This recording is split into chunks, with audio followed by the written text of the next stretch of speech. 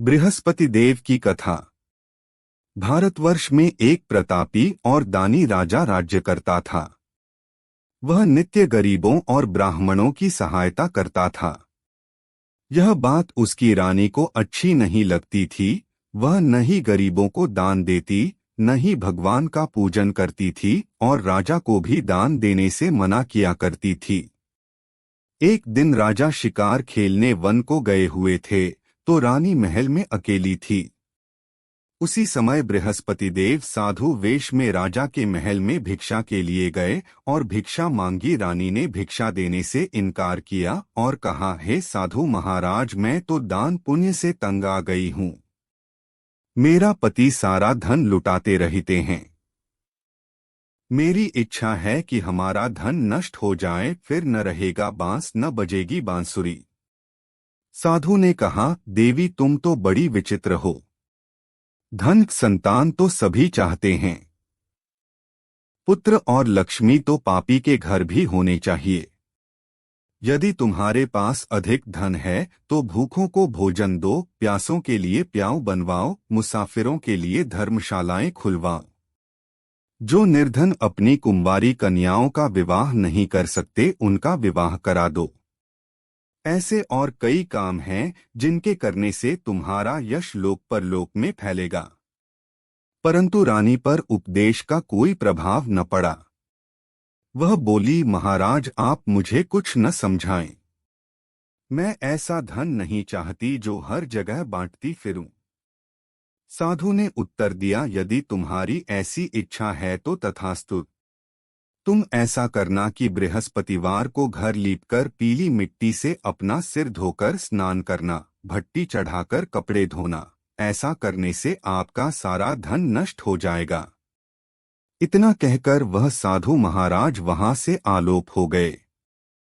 साधु के अनुसार कही बातों को पूरा करते हुए रानी को केवल 3 बृहस्पतिवार ही बीते थे कि उसकी समस्त धन संपत्ति नष्ट हो गई।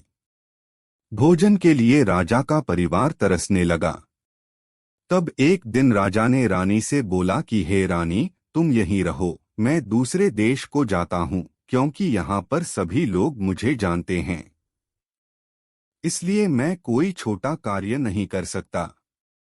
ऐसा कहकर राजा परदेश चला गया।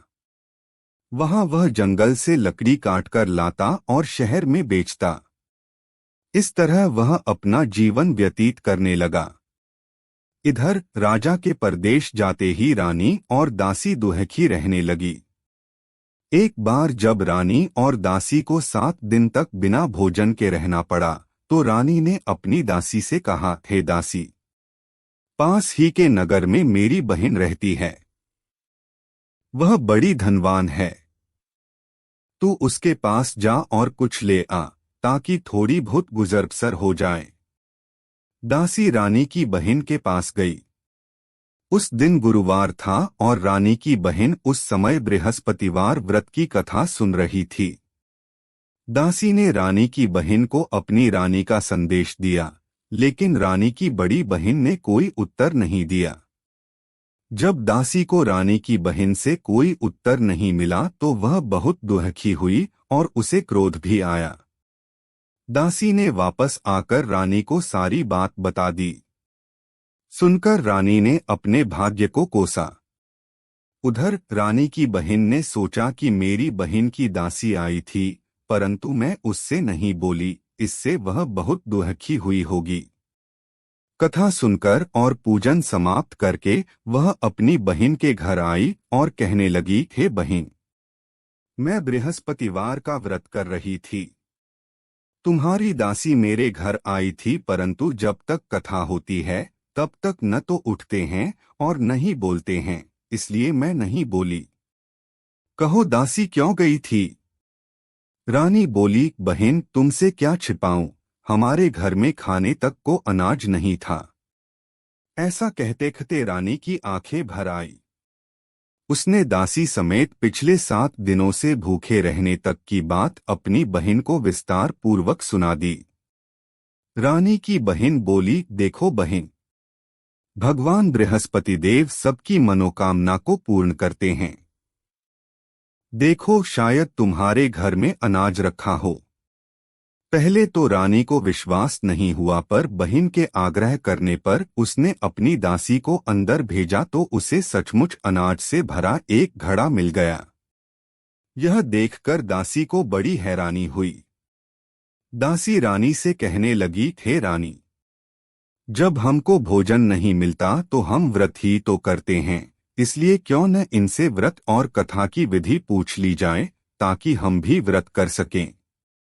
तब रानी ने अपनी बहन से बृहस्पतिवार व्रत के बारे में पूछा। उसकी बहन ने बताया, बृहस्पतिवार के व्रत में चने की दाल और मुनक्का से विष्णु भगवान का केले की जड़ में पूजन करें तथा दीपक जलाएं, व्रत कथा सुने और पीला भोजन ही करें। इससे बृहस्पति देव प्रसन्न होते हैं। व्रत और पूजन विधि बताकर रानी की बहन अपने घर को लौट गई। 7 दिन के बाद जब गुरुवार आया तो रानी और दासी ने व्रत रखा। घुड़साल में जाकर चना और गुड़ लेकर आईं, फिर उससे केले की जड़ तथा विष्णु भगवान का पूजन किया। अब पीला भोजन कहाँ से आए, इस बात को लेकर दोनों बहुत दुखी थे। चूंकि उन्होंने व्रत रखा था, इसलिए बृहस्पति देव उनसे प्रसन्न थे। इसलिए वे एक साधारण व्यक्ति का रूप धारण कर 2 थालों में सुंदर पीला भोजन दासी को दे गए। भोजन पाकर दासी प्रसन्न हुई और फिर रानी के साथ मिलकर भोजन ग्रहण किया। उसके बाद वे सभी गुरुवार को व्रत और पूजन करने लगी। बृहस्पति भगवान की कृपा से उनके पास फिर से धन संपत्ति आ गई, परंतु रानी फिर से पहले की तरह आलस्य करने लगी। तब दासी बोली, देखो रानी, तुम पहले भी इस प्रकार आलस्य करती थी। तुम्हें धन रखने में कष्ट होता था, इस कारण सभी धन नष्ट हो गया, और अब जब भगवान बृहस्पति की कृपा से धन मिला है तो तुम्हें फिर से आलस्य होता है। रानी को समझाते हुए दासी कहती है कि बड़ी मुसीबतों के बाद हमने यह धन पाया है, इसलिए हमें दान पुण्य करना चाहिए, भूखे मनुष्यों को भोजन कराना चाहिए और धन को शुभ कार्यों में खर्च करना चाहिए, जिससे तुम्हारे कुल का यश बढ़ेगा, स्वर्ग की प्राप्ति होगी और पितृ प्रसन्न होंगे। दासी की बात मानकर रानी अपना धन शुभ कार्यों में खर्च करने लगी, जिससे पूरे नगर में उसका यश फैलने लगा। बृहस्पतिवार व्रत कथा के बाद श्रद्धा के साथ आरती की जानी चाहिए। इसके बाद प्रसाद बांटकर उसे ग्रहण करना चाहिए।